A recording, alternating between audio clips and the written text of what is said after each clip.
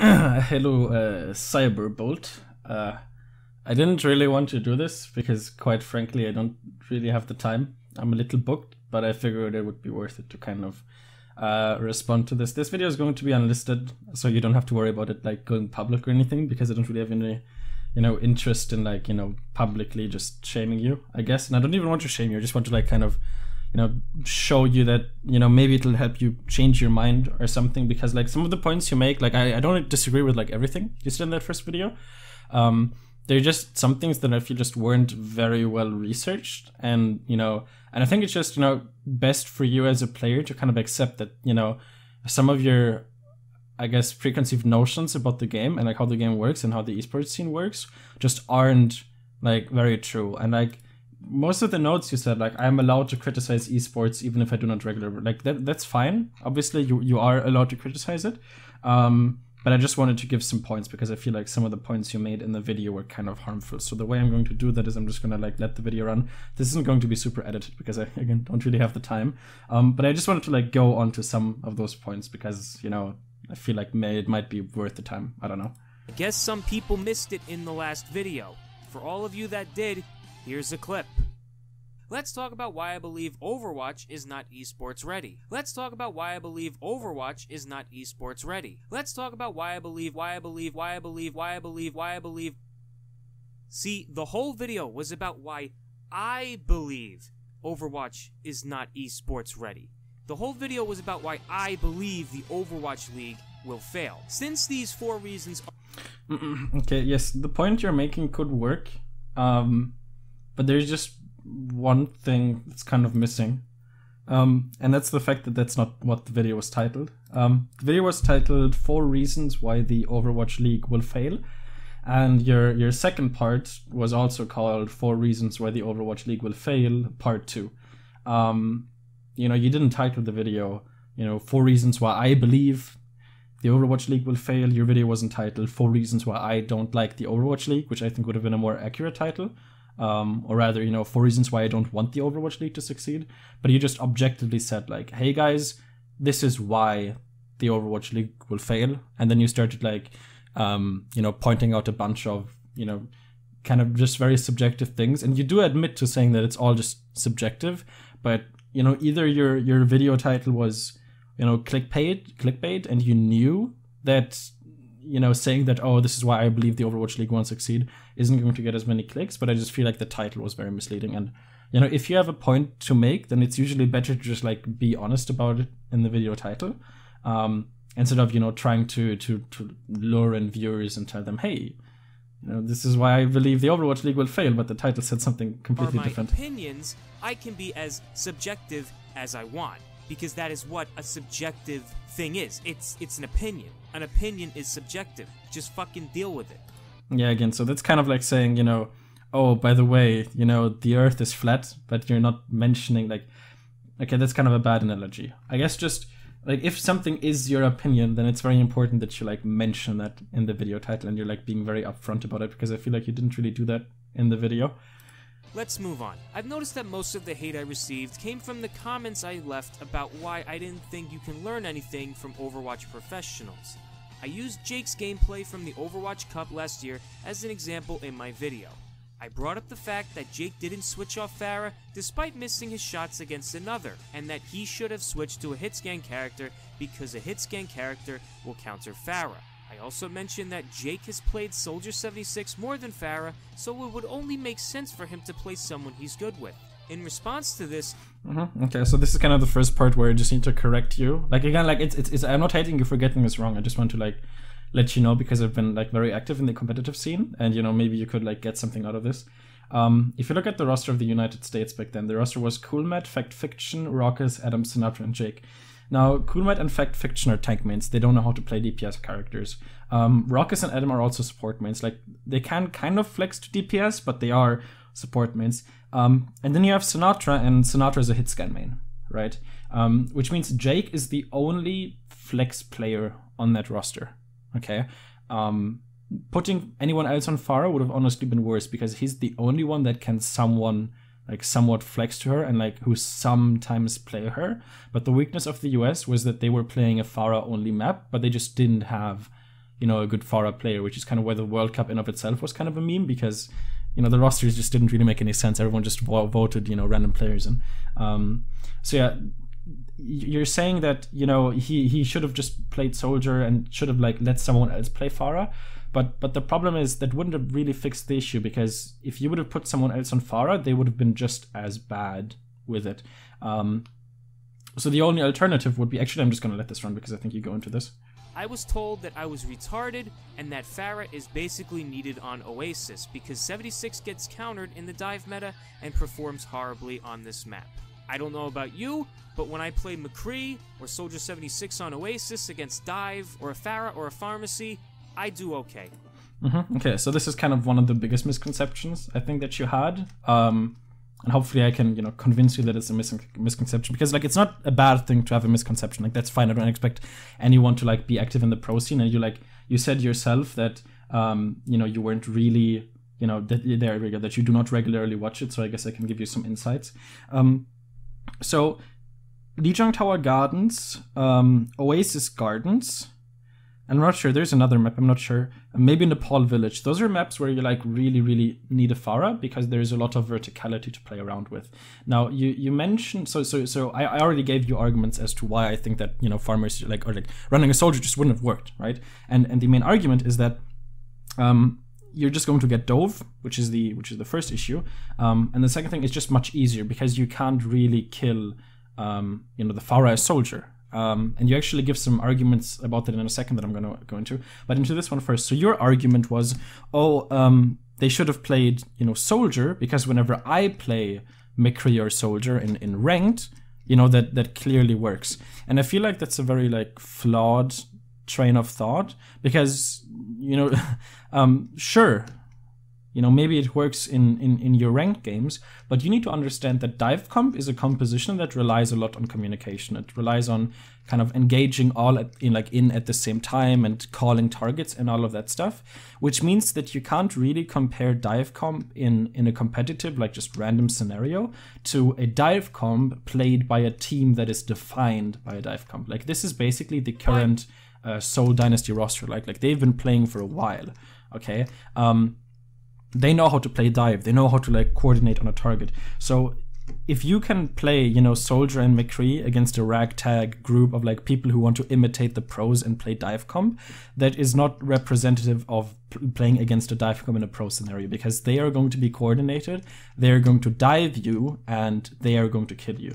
And another reason why you shouldn't really pick Soldier is, one of the main reasons people even pick Soldier is because he provides excellent peel for Zenyatta. So, the current meta is usually, Mercy Zenyatta, okay? So while you shouldn't play Soldier anyways against Farm Mercy on those maps in particular, because you're just gonna get dive and there's not a lot of space for you to move around in. They didn't even have Zen in that particular game. They were playing Mercy Lucio. So that's just an additional reason on why they wouldn't really get any value. And if they would play a Zenyatta, the Zenyatta would just get dove over and over and over and over and over again as well, because there's just not a lot of space. So in this background footage here, okay, on Oasis, there you can run a Zenyatta, that works, because this area is very, very open, right? But Gardens, the point around Gardens is a very enclosed area, okay? Which means that the rockets from Pharah are very, very, very damaging, and someone like Soldier just wouldn't have the correct sightlines. He would, he wouldn't be able to get at the right distance. And, he couldn't really get to a safe spot to actually shoot the Pharah. And that doesn't really have anything to do with the aim, because the Pharah is going to use cover. She's going to get pocketed by a Mercy. And even if the Pharah is discorded, the amount of headshots you would have to land in a row is just unreasonable to expect, even from a professional player. Professional players aren't players who have aimbots built into them. They don't hit every single shot. Most of them have with Soldier around 50% accuracy. Maybe some good ones have 60%, okay? And that's not even counting the fact that it's against a Pharah, which is a very hard target to hit anyways, especially in the head, while you are getting dove by one of the best dive teams in the entire world, okay? So those are multiple reasons why you couldn't play Pharah. So because it doesn't work on the map, it doesn't work against the best dive team in the world, and they couldn't put Pharah on someone else because, quite frankly, no one else on the comp could play Pharah. And pros can't play every single character. You can't just say, oh, they're a pro player, they should always hit all of their shots and they should be able to play every single character. But that's just not true. The way they became pros is by picking a role and becoming really, really good at it. That's kind of how you enter the pro scene. Okay, by kind of, and then once you're actually pro, once you know how to play those characters, that's when you can start kind of becoming a little bit more flexible. Okay, but no one just was a flex player and then went pro. Okay, they became really good, they went to trials, they really liked them, and then they started building that hero pool over time. Okay, that's not the point. The point is, Jake not playing 76 in that exact situation isn't the reason why I do not believe you can learn anything from Overwatch professionals. It's the fact that he was underperforming on a character he doesn't regularly play and refused to switch off Pharah. And that's just one of the reasons why. But let's talk about this one first. If she is needed like everybody says, why not let someone else play her if she's that important on Oasis? Okay, so that's already what I answered. Because he was the only one that like... Okay, shut up. He was like the only one that like could play Pharah to even any sort of level, because Jake plays some projectile characters, like he's known for his Junkrat right now, for example. So that's why he was put on the Pharah. He was like the projectile player they had, essentially. Everyone else was, you know, basically a hit scan player. I mean, like Sinatra can play a little bit of Genji, but that's not a true projectile character, because Genji is more of a close-ranged assassin, and when you're fighting at close range, projectiles kind of turn into hit scan because the travel distance just goes down to 0, and thus the travel time also, you know, goes to 0. So yes, you know, who else should they have put on Pharah? You know, the hit scan main, the supports, the tanks, you know, so that doesn't really work. There are 6 players on the team. You mean to tell me that out of 6 players, only one of them can play Pharah somewhat decently? Yep, pretty much. You mean to tell me that out of the 5 other players on a professional Overwatch esports team, no one told Jake or asked Jake if they could switch with him? No, they didn't, because it would have been a bad choice. Because you need to play her on those maps, because against dive comp, Pharah is like basically the only character you can't dive in this game, because she's in the air, which makes her like basically immune to Tracer. And you know, while most people can like, you know, just tickle her like D.Va and Winston, it is like still very, very hard to actually get a consistent kill on her. Okay, so yes, they didn't ask him because it just wouldn't have made a lot of sense. And like all of them know this, they know the game. Okay, they've been playing it, you know, for a living. That's why they are in the Overwatch League, at least most of them. So yeah, that's why they didn't ask him. You mean to tell me that Jake couldn't play any other role on the team at that skill level? I mean, why would he? Like, the roster is 2 tanks, 2 supports, 2 DPS. Like, they just want to have a 2-2-2. So why would they put their DPS player on, you know, something that isn't DPS, just so that, you know, they could put their, say, support player on something that isn't support? Like, at least this way they play characters that are at least in their like general role, instead of having a support player play DPS and a DPS player play support. That doesn't make any sense. That just, come on. Some people brought up the fact that Jake didn't switch to another hero because ultimate economy is very important. That wasn't the reason. I actually don't know if anyone said it. If they said it, then they're stupid. If a pick just doesn't work, then you don't really care about the ultimate. Like, the only exception being that, like, sure, maybe you want to, like, at least, like, if you have it and you're already in the fight anyways, then maybe you would want to use it just to kind of get a few picks, and then swap, but that's not the main argument. Which is true. However, during the second map on And this is actually, like, the only point that you agreed with somewhat. He wasted a rocket barrage while he was separated from his team while he was at half health. Instead of... Okay, the reason he used his ultimate here, again, like, I don't have the game, like, completely in my head, so don't quote me on this.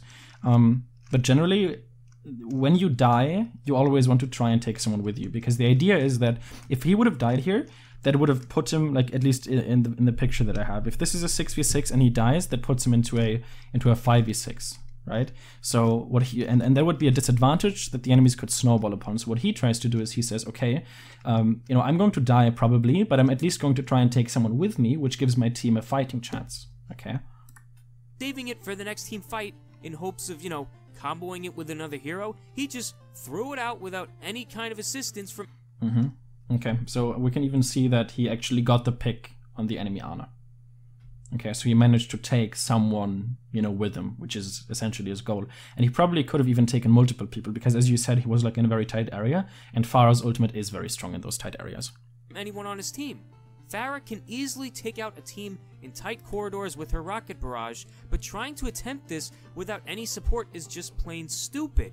In the No, as I just said, he just wanted to take someone with him. And even if it's a mistake, as I mentioned earlier, you're of this assumption that pro players are pros and that they earn money playing the game because they don't make any mistakes. But the reason why the Koreans are so good is because they make less mistakes than the, most of the Western teams. Okay, that's like how you can tell if a team is good based on how many mistakes they make. So, this was just a mistake. Everyone makes mistakes. Like, that's just what humans do. Eichenwald match. Jake started off with Junkrat on defense and died to Pharmacy in the first push. Just as South Korea captures the point, he switches to McCree. I personally thought this was a smart move, but apparently McCree and Soldier 76 do not counter Pharmacy. And then you don't really get the point. The reason he switched to Junkrat is because he can't. So first of all, Junkrat just isn't really effective on the second phase of Eichenwald because there isn't like a choke that he can really spam into. Whereas McCree really is because there's a lot of high ground for him to use. Okay, so that's the first thing. And the second thing, if you notice it, okay, South Korea is running a Pharmacy, okay, but they're not running dive comp. They're playing with a Reinhardt and they're playing with an Ana. Dive comp would include a Winston and usually a Zenyatta, okay?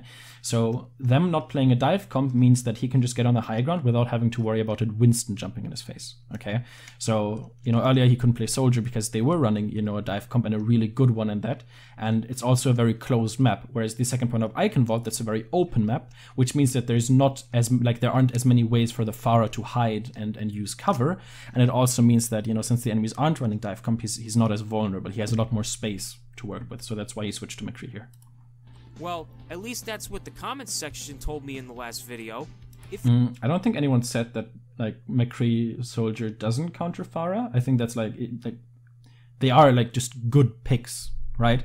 It's just that Pharah was the better choice. It's not about the McCree Soldier not countering her. It's just about it not countering her enough.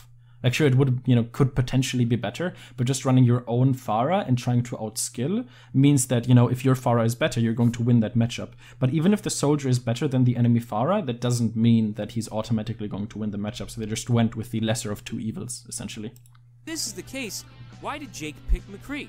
I guess Jake isn't as good as we thought. I guess random people in the comments section know better than him. I mean, he probably should have used his Junkrat tire, to be fair. I guess you have a point there, that's true. A professional who plays this game for a living. I'm not trying to be a dickhead, nor am I focusing on Jake because I have a grudge against him. I don't think anyone really assumed that. Maybe they did, I didn't read a lot of the comments, but I don't think that, at least that's not the point that I was making a main point. Pros should be critiqued. That's where they're pros, right? But obviously, when you critique them, you need to be open to, seeing that maybe they understand a little bit more about the game. They make mistakes, obviously, if they wouldn't, then they wouldn't have coaches. But you should still, always be of the assumption that what they did was correct until it's been, proven otherwise. Okay, or, they admit to it themselves, or it's something so obvious, just, I don't know, killing themselves with their own pulse bomb, where you just know that that can't be intentional. I don't know him, I've never played with him, and I'll probably never play against him. The reason why I chose Jake was... That's kind of the point, so you never played with him, you never played against him, because you just don't play at that level. So that's why it's usually best to just accept humility and say, oh, okay, he plays at a level that I will never even touch, as you say here. So, what he does probably has a point behind it. Okay, also I need to quickly respond to someone here. Who is this? Okay. Just give me a second. I need to quickly check because I don't want people to wait.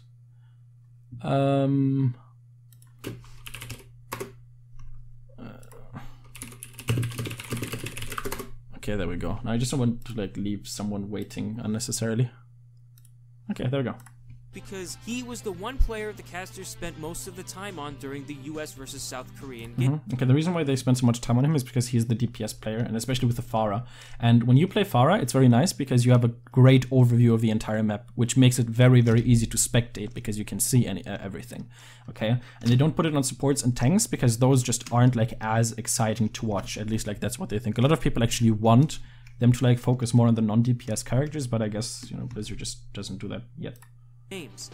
Plain and simple. If the casters focused on another player, I would have probably done the same thing to the other guy. As someone who doesn't regularly watch competitive matches, as someone who gave the esports scene a chance during the Overwatch World Cup last year, and the first week of the Overwatch League recently, seeing professionals make these, as most people would call them, bronze mistakes bother.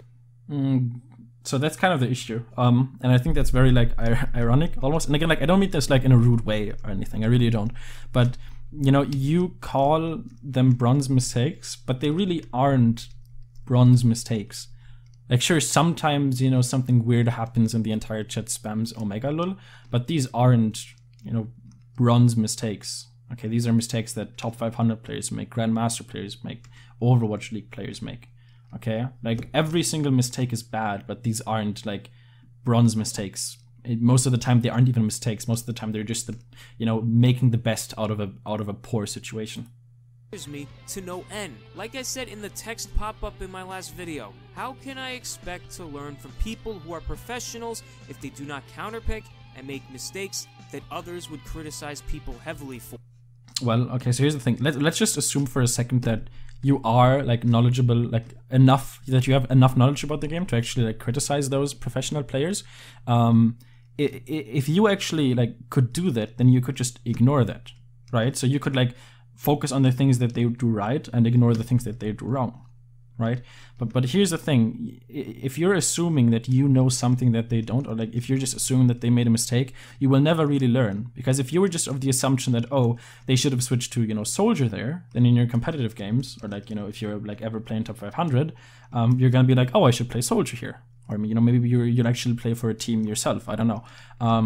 But instead, like whenever you watch pro gameplay, I really recommend to not just assume, oh, what they did here is wrong because I know better than them. You should assume that, oh, okay, he did that here. And before just writing it off as a mistake, just think, oh, he probably did that for a reason. Maybe I should, I think of, why he would do that. And, if you're not sure, maybe ask people. Like there's Reddit, there's a lot of like higher level players, and you can just ask, hey, why did they do that? And they can help you, and maybe you can like get a new perspective. Obviously, what could also happen is that what ends up happening is that they go and say, oh yeah, that was just stupid of him. And then you can be like, oh, okay, I was right. So that was stupid. But before you do that, like always ask for a second opinion or put some like more thought into it, because it's very, very easy to criticize these people and to kind of be an armchair analyst. Like that's always existed. Even in traditional sports like football, people were watching from home and they were saying things like, oh, why did that sports player do this? Like I would have done something completely different. But sometimes you just don't see the full picture, or you just don't see the strategy of the team. Do these people automatically get a break because they're the best of the best? I don't know, man. In fact, I think they deserve to be criticized the most. Yeah, I agree with that. They do deserve to be criticized, but obviously, again, you need to make sure that you actually have like the qualifications and like the game knowledge to criticize them. Like everyone can criticize. Like feedback is always like a gift, right? Like you should never like reject it. You should always accept the gift, but that doesn't mean that you won't throw it out of the window like as soon as the person leaves your house. And it's kind of the same thing here. Okay, so make sure that like if you give them the gift of feedback, ask yourself if that's actually like feedback that could be useful to them. Okay, and if it's bad feedback, then they will know, right? But if you're giving feedback to someone that doesn't know, if someone like trusts you and they trust your opinion on the game, then you might accidentally say something wrong, like without any malicious intent, and they're just going to take it for granted, and that's how misinformation gets spread in the end. As they are, the best of the best. They represent the best players in the league. They represent the best players in Overwatch. You may think otherwise, and that's fine, but hey, that's my opinion, so deal with it. Okay. Yeah, that's true, but again, this kind of brings us back to the point of why did you not title the video as, this is my opinion? Okay. Now the question remains. What does all of this have to do with my 4 reasons why I believe Overwatch is not esports ready? Well, nothing. Maybe I should have left that part out and used it as another video topic. It wasn't the best decision I've made putting that before my list of reasons, but hey, at least I didn't lie about my experience or thoughts about competitive Overwatch like other people do. At least I'm not a YouTuber that goes around advertising that they're an Overwatch coach when they can't even tell the difference between Gold and Borderline Masters game. Okay, so now this is actually something that I also wanted to comment on because you were like directly critiquing my credibility. So first of all, Borderline Masters is just a fancy way of saying heart-stuck diamond, to be honest. Like, just say you're diamond. Like, that's not a bad thing. Like, just say, hey, I'm like, hi, diamond, but I never really made it to master. Because I feel like you're discrediting a lot of people who have put in the time and effort and, like, the skill in order to reach master by saying, oh, I almost made it to master, so I'm basically a master. Okay, like, if I am, like, in the top 10 on the Overwatch leaderboards, I wouldn't say, oh, I'm basically a rank 1 Overwatch player because I'm so close. Okay, like, I'm a top 10 Overwatch player in that case. Okay. gameplay that was recorded in quick play after 2 weeks of not playing Overwatch. Okay, so here you kind of refute your own point, and I want you to see that, because you said that that gameplay you had was in quick play after 2 weeks of not playing Overwatch. Now, first-person shooters is a genre that's a lot about not getting rusty, right? So if you don't play a first-person shooter for a while, you do get rusty and your skill deteriorates. Okay, like if you don't do something for 2 years, you can't just expect that you're still at that skill level. Like let's just say, you know, when you were a child, I guess you were really, really into chess, right? And you were really good, like you won a lot of tournaments and stuff, and you were like super decent at it. But like after 5 years, you know, new strategies have been found. People have been trained a lot. You know, there's just a lot more competition than there used to be. Like you wouldn't call yourself, you know, a chess grandmaster after like 10 years, right? Because it was a different, you know, era. So, you know, it's kind of the same thing here, right? Like you haven't been playing the game for 2 weeks, okay? For 2 weeks, and you know, other players get better, they improve, new strategies are found, and also they don't get rusty, right? Like you haven't really been aiming for 2 weeks, haven't been moving around, like you're just not used to the game. You're kind of like, you need to relearn like how the game actually works in certain aspects. And again, like that's completely normal, especially for characters like Tracer or McCree. You need to play the game regularly so you don't get rusty. So I wasn't saying like that, oh, this guy has never been master, okay? What I was saying is, in that gameplay, you played like a gold level player. Okay, and now you've basically, you know, told me why. You haven't been playing the game in 2 weeks. Like, that's normal. Okay. I mean, I've been Grandmaster multiple times, but I wouldn't call myself a Grandmaster player right now. Like, my current skill level is probably like high diamond, maybe. But I don't have the time to play. I mean, I barely have the time to make this video, to be honest. And that's okay. Like, if anyone calls me a hard stack diamond, like, I'm like, well, yeah, sure. I mean, that's what I am. I haven't played in such a long while, so of course I'm just not that good anymore. And I feel like just being honest with yourself and saying, oh, okay, you know, I haven't been playing the game in a while, maybe I am not in that skill level anymore, you know, then I guess, you know, that's fine. But just from that gameplay, like, you were playing like a gold player. And I didn't say you've never been master. I'm just saying, hey, you know, I'm a coach. I look, you know, I look at that gameplay, you know, I just thought that was gold level, platinum level gameplay. And I know diamond players who do play considerably better than that. And it's the same thing with the gameplay in this video, actually. Okay. So, yeah, like, again, don't take it personally. I'm just saying that, like, you know, that's why I thought, like, I didn't know that you haven't been playing the game for, like, 2 weeks. If I had that information, then I would tell you, yo, you should probably play again, man. You're deteriorating. Okay. Overwatch, no less. Alright, with that out of the way, let's once more go over the 4 reasons why Okay, I'm gonna skip over this part. Not because I, like, don't want to give it any credit, but because you actually summarized it all down here, which makes it a little easier because I actually really don't have the time. So, these are actually the points that I agree with you, okay? And I need you to understand that, okay? Visual clutter does exist. It's a very hard game to spectate. However, it's a game that you get used to, okay? The Overwatch League had, like, almost 400,000 viewers on its opening day, and actually let me check how many viewers it has right now. Oh wow, it's not even running. I'm actually retarded. Unlucky, it doesn't start until later. Okay, but I think like yesterday, like in really good matches, it still gets around 140,000, and I think the lowest I've seen it was around 50,000. Okay, so you know, obviously, like people do kind of understand the game. Otherwise, they wouldn't watch it, and they do understand it. And when you go into the Twitch chat, you will see people react to it. Like they spam PogChamps and Bible Thumbs and all of that stuff because they somewhat know what's going on. And that's kind of what the casters are good for. And like casters like Doa and Uber, like they are really, really good at what they're doing and like conveying that information. And you know, even someone like Samler, who just doesn't understand the game that well yet, like he can bring the hype to it, and he makes it very obvious when a play is good. So I do agree. Okay, visual clutter is there. Weapon models are too big. I never really thought about that, to be honest. You kind of just like blend them out after a while. But I mean, I can see what you're going for, so you know, that's fine. The HUD is troublesome. So these kind of things, like, they're decent reasons, but the problem is now you're kind of entering the territory of where the reasons you mentioned should be like more towards why Overwatch competitive is bad, right? Like the HUD is troublesome, sure, but that doesn't really have anything to do with it as an esports, because that's not, like, the viewers don't really see it, okay? And it, like, very rarely does it actually affect the players, so that shouldn't really affect the success of the league, because as a viewer, you would never even know that the HUD is really a huge problem. Okay, now stale meta, that's obviously true as well. Like, I don't think anyone is denying that having Mercy meta for a month is like retarded. So I agree with you there as well. Like, the meta is stale. However, I wouldn't say that that's like really super detrimental to the league, other than like for the very, very hardcore fans. And like considering you put so much time into your content, I would assume you are a hardcore fan.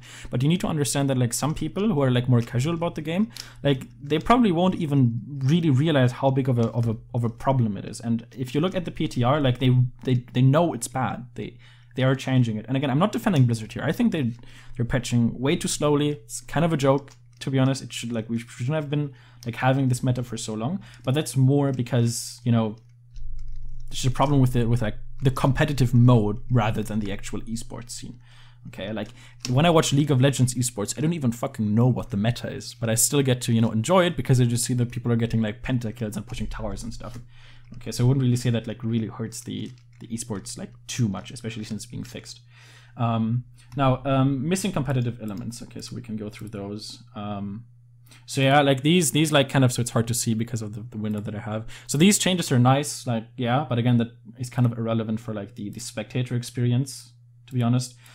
Team status, player notices, the team status, detailed post about poster. So yeah, now these things, again, those aren't things that are actually relevant to esports because, so again, I do agree with you with the scoreboard. I actually made a video on, like, I think that they should add a scoreboard, like, in my opinion, because it just helps people kind of, you know, see that they're bad. But you actually made some like very weird points because in your video regarding the scoreboard, you actually said that you would use it to like point out and call out your teammates on their bad performance. And I feel, again, like you need to be more reflective rather. Like, you know, don't use, if a scoreboard ever comes, like please don't use it to just like tell your teammates, oh guys, you're like at the bottom of the scoreboard, you should switch. Okay, but instead use it to look at how you are comparing to everyone else. Okay, to maybe see, oh, okay, I'm not really pulling my weight, or oh, okay, I'm doing fine, I can be happy about myself. Okay, don't use it to like tell other people how they should play the game, or, you know, what they should do. And I think actually in the video you did something, it was a little later. It was right here. Yeah, exactly, it was here. It must grow naturally from player interest and accessibility. Now that a ton of people have lost interest due to the lack of balancing and updates in general, the only way... Okay, so I need to disable subtitles. So this is what I meant, right? So you're talking about how like a scoreboard should be implemented, okay? But then right here, and I'm assuming this is your account. Okay, if this is not your account, then that's completely fine, but I'm just assuming that this is your account because you've been using it in your videos, okay? But, so you're currently in a 2-2 comp, right? You have a main tank, you have an off tank, okay? You have Lucio, who is great on King of the Hill. You have a Mercy, who's basically like, you know, mandatory. You have a Tracer, which is a really good pick as well. And you have a second DPS, you have a Hanzo. Okay? Now here's the thing. So you have a 2-2. You basically have a phenomenal team comp, okay? This Hanzo is probably a smurf. Like, look, his level is very, very low. And he is the only one in the game that's on fire. Okay, and if we look at your statistics, okay, the game has been going for 6 minutes and you've already died 6 times, which means that you die on average once per minute. Okay, which is a lot. You shouldn't be dying that often, especially as a tank, right? Like you can even heal yourself.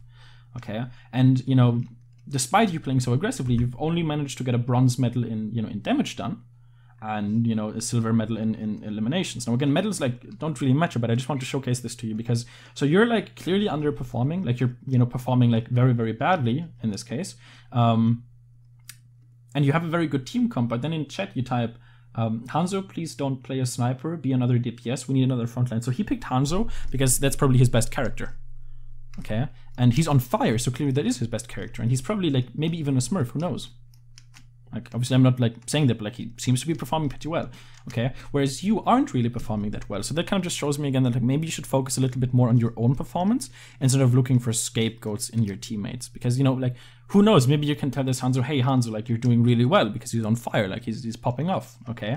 And, you know, you notice that you're not performing as well, like just, you know, maybe add him. Maybe it turns out that he is a smurf and you can get free advice. So as I mentioned earlier, if you're unsure about something happening in the esports scene, you know, like Jake, for example, not swapping, then you have people like this on your friends list. And I'm like sure they would be like so glad to just tell you, you know, and give you advice, because then you could be like, hey, I want to make a video on, you know, Jake like making this, in my opinion, wrong decision, but could you like maybe, you know, tell me if I'm right? And then he could maybe give you some more insights, and you could be like, okay, you know, I think, you know, either my mind has changed or my mind hasn't changed. You know, that can be the case as well. But at least then way, you know, you can be like, you know, in your videos you can say, oh, okay, I actually had, a really high level player, potentially, I still don't know if this is a smurf or not, just hypothetically, share his thoughts on these videos, on these things. And, they also think that he made a wrong decision. And like, that would just add so much more weight to your argument. And it like would, kind of prevent, big, huge amounts of dislikes. Like, it's actually more dislikes now than likes. Like, it could prevent that, because then then the video wouldn't just be like, 4 reasons why the Overwatch League will fail, which like is a very misleading title in of itself. But it would be like, you could actually have some credibility to your statements beyond just your own like personal experience. Okay, not everyone is going to be like satisfied with just, your own personal experience. So, yeah, so yeah, clan system, those things are nice, but again, like, how does like a clan system, how is that going to help? Like, what does it have to do with the Overwatch League succeeding? I just don't really see the connection. Okay, controlling and forcing an esports scene, that's like completely true. Again, like, I don't like disagree with that at all, to be honest. Like, it's just, they should have just like kept the monthly melees, they should have kept Rivalcade, they shouldn't like blown all of those things out. It's like AG weekly as well. It's very unfortunate. So yeah, that point I do agree with, but that's kind of unnecessary, because now Blizzard has like its own ecosystem. Obviously, it kind of sucks that the tier 2 scene is kind of like still not that great, but I guess we'll get Overwatch Pits soon, which is going to be like a very exciting tournament. So yeah, again, like, you need to understand that like, I agree with most of your points. I just think that like, they're either not relevant to the discussion. Okay, they're so subjective that they don't really fit into a video that's titled 4 reasons why the Overwatch League will fail, because that's a very like concrete title, right? Like, you're saying this is why they will fail. And when I was like, I expected things like, some insider information on potential, financial backing. Okay, maybe some, maybe you will, have some critique to the structure. Maybe the rule set is like not promoting growth in the player base. Okay, or you could have just made the point that, it's very hard to get into it, which could, hinder future talent. Like, those would have been like very good arguments, and I would have like really, taken those. But especially considering again how many views the Overwatch League still gets, even after just, so many days, and it's still like just random games basically. Who the fuck cares about Boston Uprising versus San Francisco, right? And it still gets a lot of views.